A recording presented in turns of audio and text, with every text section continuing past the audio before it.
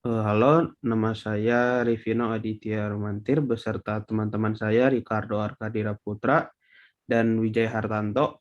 Pada kesempatan kali ini saya akan mempresentasikan tentang pengembangan pariwisata berkelanjutan di Raja Ampat, Papua. Nah, pertama-tama saya akan menyiarkan sebuah video tentang Raja Ampat.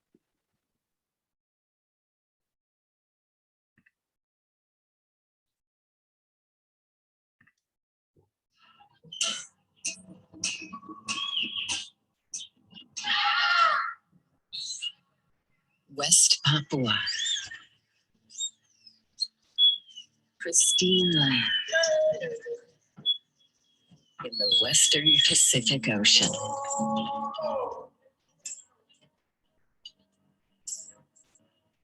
Ancient culture, a world of wonders, mysterious and magical.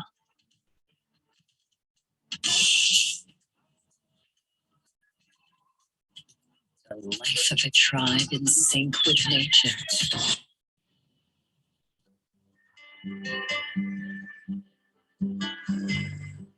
West Papua's archipelago, extremely rich sea life, adorned with emeralds of islands, sprawling protected in front of the coast.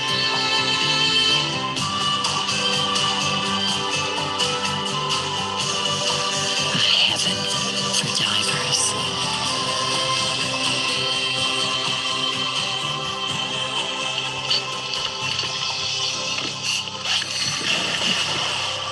The richest marine biodiversity in the world.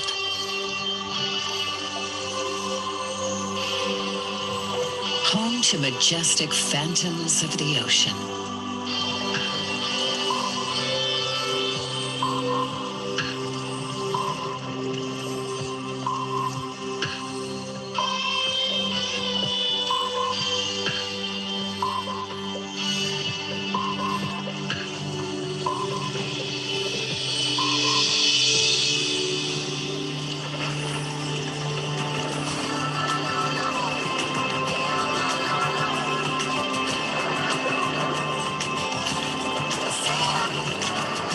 Meet the friendliest of people. In life at its best.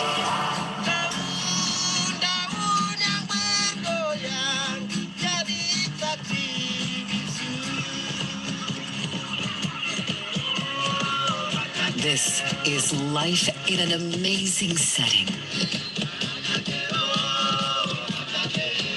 where Macarero greets guests.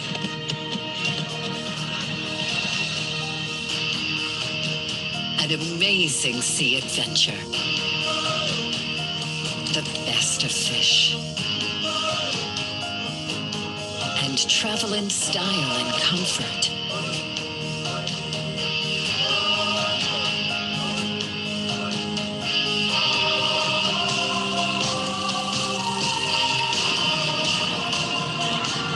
Here, the ancient is always only a short trip away. Always reminding us.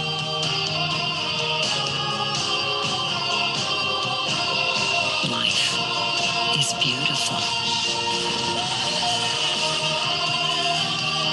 Amazing cultures and lovely sea. West Papua. Wonderful.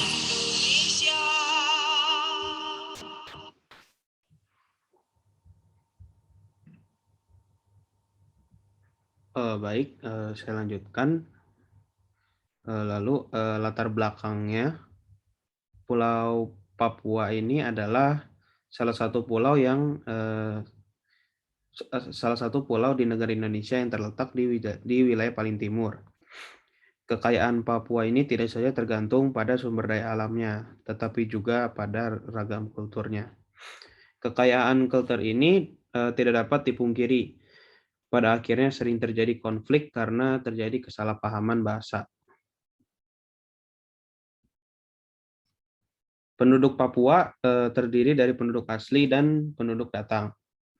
Suku-suku di Papua termasuk ras Melinasia yang memiliki ciri fisik rambut keriting, kulit hitam, dan hidung mancung. Selain itu, Pulau Papua ini juga memiliki banyak tempat wisata yang menarik dan indah. Contohnya seperti Raja Ampat, Taman Nasional Teluk Cendrawasih, Pulau Biak, Danau Sentani, Lembah Balim, dan lain-lain.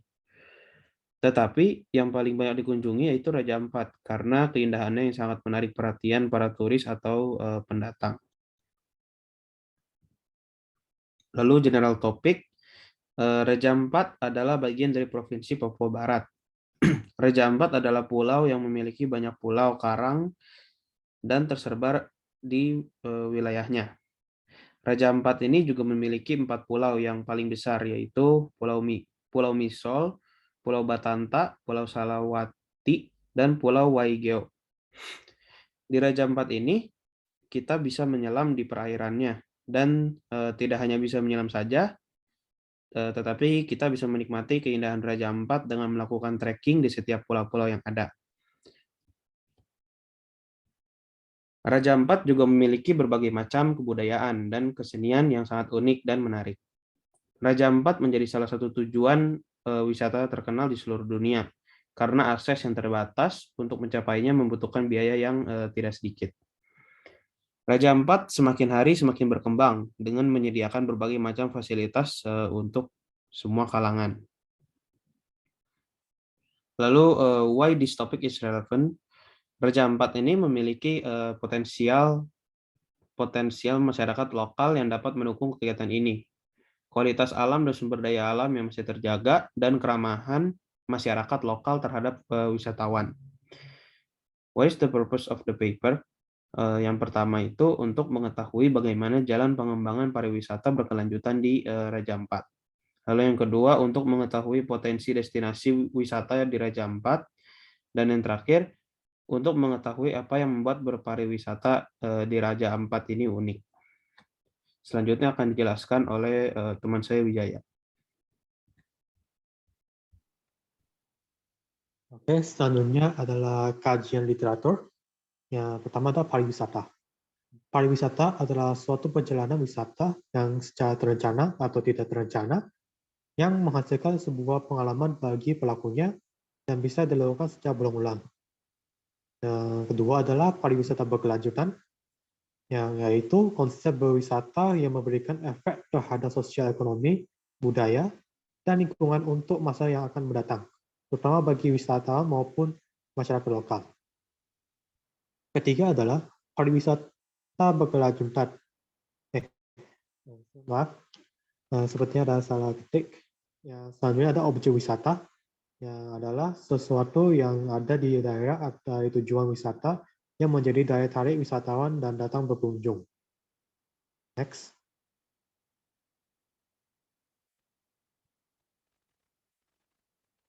Yang keempat adalah destinasi pariwisata, yaitu menurut Undang-Undang Nomor 10 Tahun 2009 tentang kepariwisataan, destinasi pariwisata adalah daerah yang belum ada, daerah yang ada dalam satu atau lebih wilayah administratif dan terdapat fasilitas umum, fasilitas pariwisata, aksesibilitas, dan daya tarik wisata beserta dengan masyarakat yang terkait dengan kepariwisataan.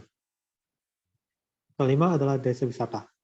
Desa wisata adalah masyarakat yang terdiri dari penduduk suatu wilayah yang bisa berinteraksi secara langsung dengan memiliki kepedulian dan kesadaran dalam berperan bersama dalam menyesuaikan keterampilan individu yang berbeda. Keenam adalah fasilitas wisata. Fasilitas wisata adalah pelayanan yang dapat mendukung pariwisata dan dimanfaatkan oleh wisatawan dengan menawarkan harga beserta dengan kualitas yang sesuai dengan kebutuhan para wisatawan. Dengan komponen pariwisata seperti atraksi, akomodasi, kegiatan wisata, interpretasi, maupun perencanaan manajemen. Next. Yang ketujuh adalah Peraturan Menteri Nomor 14 Tahun 2016.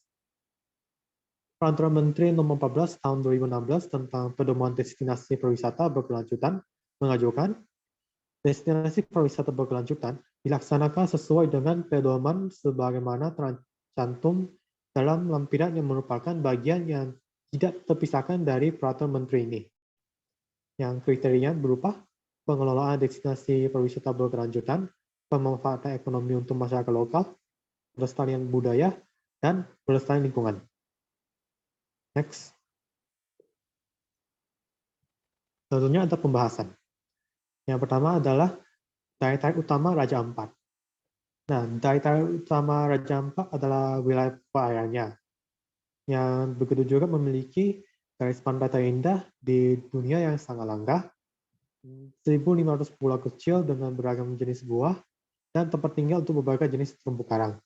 Daripada itu, jika kalian tahu bahwa Raja Ampat memiliki perairan yang bersih lah, tidak terkombinasi sama sekali karena wilayah kurang tahu oleh para yang ingin merusaknya, itu karena mereka yang memiliki sebuah konsep dengan peraturan pemerintah pariwisata untuk tidak mencemari areanya. Dan begitu juga karena wilayah perairannya yang bersih, mereka juga memiliki aktivitas seperti snorkeling atau juga diving. Next. Accessibility Raja Ampat. Raja Ampat terletak di kota Waisai. Untuk pergi ke sana, disarankan menggunakan pesawat menuju ke Bandara Edward Sorong yang terletak di kota Sorong dan menuju ke Pelabuhan Sorong. Harga tiket pesawat bisa mencapai sekitar 3 juta per jalan. Ketika sudah sampai, bisa menggunakan kapal speedboat atau kapal rakyat untuk menuju ke Raja Ampat. Harga tiketnya bisa sekitar 120.000 per orang. Perjalanan dari Pelabuhan Sorong hanya memakan waktu sekitar 2-3 jam hingga sampai ke Pelabuhan Waisai Raja Ampat. Hal ini bisa menyebabkan karena biasanya bisa saja kita ke Raja Ampat menggunakan pesawat, tetapi karena Raja Ampat tidak memiliki bandara, maka mereka tidak bisa saja langsung pergi ke pulau tersebut. Hal ini juga disebabkan karena masalah ekonomi Raja Ampat. Next. Amenities Raja Ampat. Di Raja Ampat, mereka mempunyai berbagai macam amenities. Seperti di Saonet Monde, terdapat sebuah pelabuhan di mana sedang dibangun 3 resort di Pulau Nyande Babo, yaitu Bat Tien, Waiwo, dan Waigeo Selatan. Akan tetapi, selama belum selesai pembangunannya, maka sementara bisa tinggal di beberapa tempat, yaitu Florida Bay Resort yang terkenal dengan terumbu karangnya, Pride Eco Resort, resort tradisional yang dibangun di atas air, perkemahan pulau, dan boathouse atau rumah perahu. Meskipun Raja Ampat tidak ramai, tetapi sudah ada hotel dan rumah sewaan di Saonet Mansuar dan pulau-pulau Yen Wau Nor yang dapat kita nikmati. Next, yaitu ancillary service Raja Ampat, yaitu layanan tambahannya. Layanan tambahan adalah salah satu faktor penting dalam pariwisata karena dapat mendukung kenyamanan dan kepuasan para wisatawan atau pengunjung. Seperti pelayanan wisata ke atau desa, pengikutan tradisi budaya di Raja Ampat, dan lain sebagainya. Namun, di Raja Ampat, mereka mempunyai beberapa kekurangan dengan layanan mereka, yaitu pada akomodasi listrik, internet akses, yang pada listrik, karena jaringan supply listrik tidak ada di luar Sorong dan Waisai di tempat-tempat yang akomodasi dan desa-desa dengan pasukan listrik memiliki generator sendiri. Nah, itu disebabkan karena mereka belum ada yang listrik yang dapat membantu pengaliran listrik ke rumah mereka tersebut. Hanya terdapat pada resort yang memiliki generator atau rumah dengan generator mereka sendiri. Kedua adalah akses internet. Akses internet karena koneksi internet yang tidak dapat diandalkan dan kecepatannya sangat bervariasi karena tergantung pada lokasi menara, beban jaringan, dan kondisi cuaca. Ya, ini disebabkan karena akses internet mereka tidak balance dengan beberapa provinsi lain seperti Sumatera Utara atau yang Kalimantan. Itu disebabkan karena mereka cuma punya akses internet di resort terbesar mereka, tidak pada rumah mereka sendiri. Next. Yaitu destination management. Pemerintah di Raja Ampat menyelaraskan konsep dan menyelenggarakan pembangunan berkelanjutan yang dibantu oleh Conservation International atau CI selama lebih dari 14 tahun. Pemerintah dan rakyat Kabupaten Raja Ampat memutuskan untuk membangun ekonomi berdasarkan prinsip dan kaedah pembangunan berkelanjutan, yaitu membangun generasi saat ini dengan tidak mengorbankan kepentingan dan kebutuhan generasi yang akan datang, dan membangun tidak merusak lingkungan dan sumber daya alam. Maaf, kayak ada kesalahan ketik. Nah, contoh destinasi wisata di Raja Ampat yaitu di Kampus Sapokren, yaitu pengamatan burung cenderawasih merah atau Paradisea rubra dan burung cenderawasih botak di Pilodes Respublika. Selanjutnya akan dijelaskan oleh rekan saya, Ricardo. Baik, akan saya melanjutkan dari rekan saya Wijaya. Economic benefit. Manfaat ekonomi Raja Ampat dari konservasi laut adalah yang pertama ada upaya perkembangan usaha dalam pengolahan abon ikan yang sejalan dengan upaya pemanfaatan sumber daya laut yang bijak, lestari, dan berkelanjutan. Yang kedua ada perkembangan produk ikan yang dapat membantu perkembangan masyarakat di Raja Ampat. Sedangkan yang ketiga, dari konservasi tersebut, ini dapat membantu memaksimalkan keuntungan ekonomi Raja Ampat dan tidak merusak kekayaan lautnya. Next.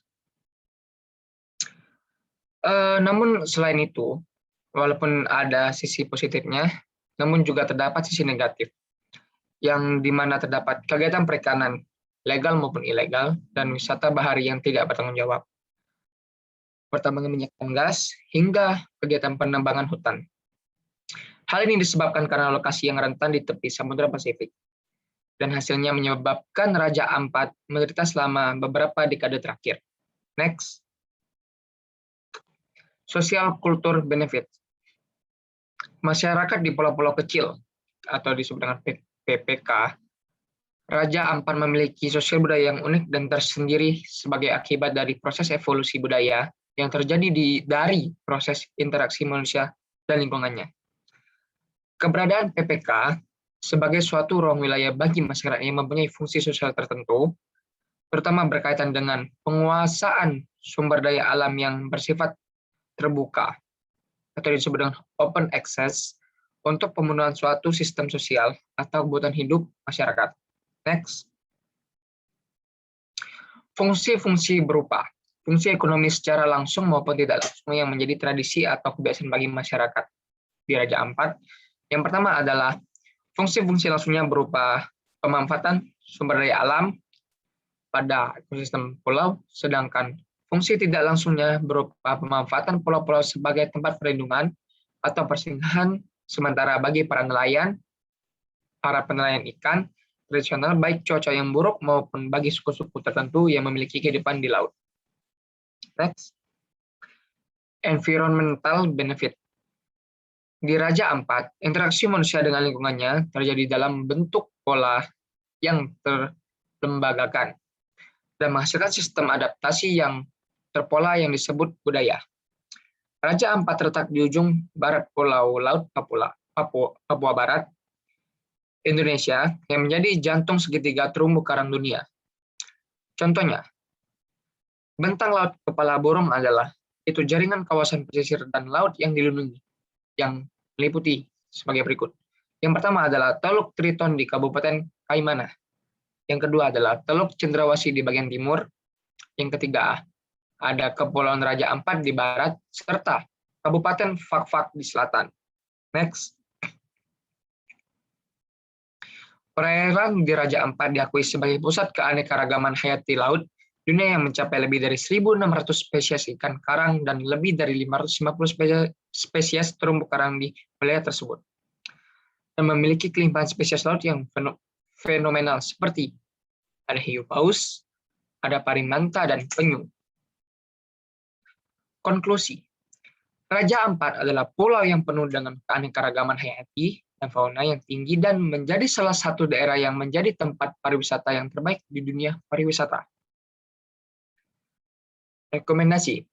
Melakukan upaya-upaya perlindungan dan pemantauan Pulau Raja Ampat yang bertujuan untuk memastikan bahwa ekosistem laut yang kaya dan beragam di Raja Ampat dan merupakan salah satu benteng terumbu karang terakhir yang tersisa di dunia yang dikelola secara berkelanjutan baik kini dan di masa yang akan datang, dengan menjadikan lingkungan, kesejahteraan masyarakat lokal, dan pembangunan berkelanjutan sebagai inti dari semua praktik pengelolaan, seperti KKP. Pertama di Raja Ampat yang didirikan pada tahun 2004. Sementara yang terkini diinisiasi pada tahun 2019 dan dapat memberikan fasilitas yang dapat membantu di era listrik dan internet. Sekian dan terima kasih.